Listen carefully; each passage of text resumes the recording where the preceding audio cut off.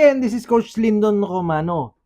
So, in this video, I will teach you how to use our AI funnel generator, okay? Create your funnel in just one click. Ayan, so napaka-powerful nito kasi automated na po. Magkakaroon na po kayo ng funnel at ang inyong mga leaders. So, paano ba ito? So, dito sa loob ng website natin, access nyo lang ang ating funnel generator. Then, scroll nyo lang po ito. Ito. Okay, so dito, ilalagay nyo lang po ang full name ninyo. Okay, so example, ilalagay ko yung pangalan ko. Okay, so Lyndon Romano. Click nyo lang po itong generate website. Okay, yan, automatic. Yan, may nag-upload, may pumapalakpak pa. So, click nyo lang po itong copy, automatic. Yan, meron na po kayong funnel. So, test natin.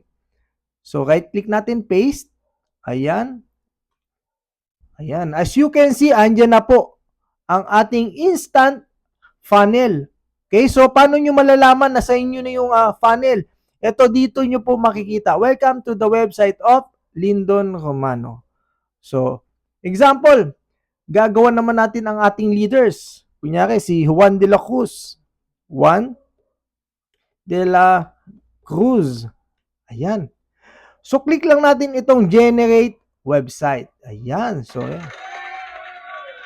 ayan. So, ang gawin natin, copy lang natin ulit ito. Copy. Then, right-click natin, i-paste natin yung kinopya natin. Then, enter.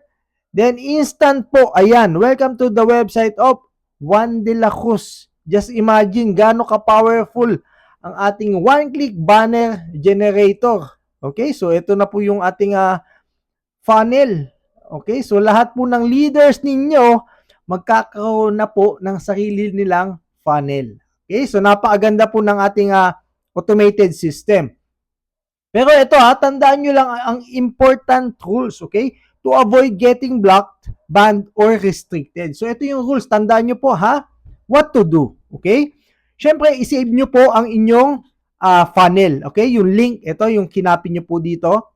I-save nyo po yan sa notepad. Then, i-save nyo sa inyong profile sa Facebook, TikTok, or Instagram. Nasa sa inyo po kung gusto nyo ilagay doon. Okay? Then, pwede nyo din ito ilagay sa inyong chatbot kung meron na po kayong chatbot.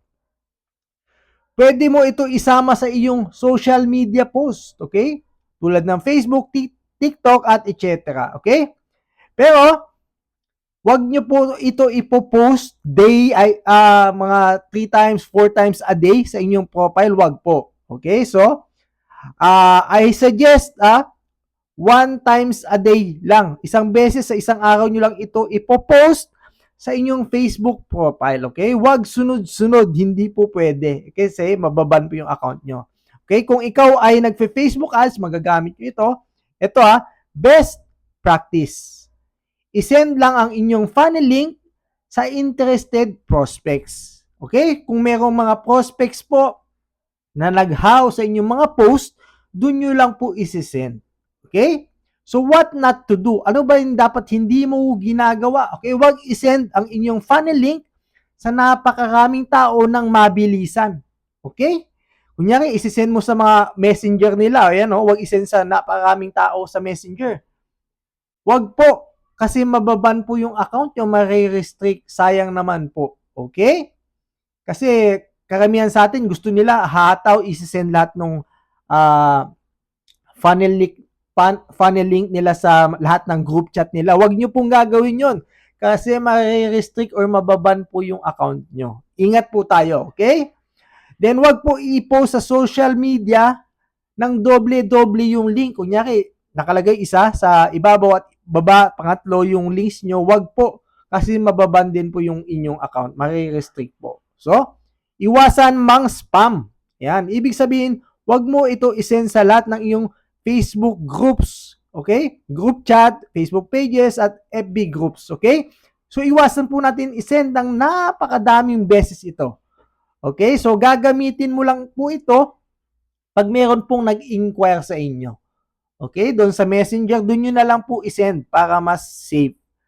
Kung ipopost nyo man sa social media, okay lang. Siguro 1 times a day lang. Isang beses lang sa isang araw. Wag po yung napakarami kasi iniiwasan po natin na maban ang inyong account. Again, so ayan, excited ako na magamit yung ating automated funnel sa inyong leaders. Okay?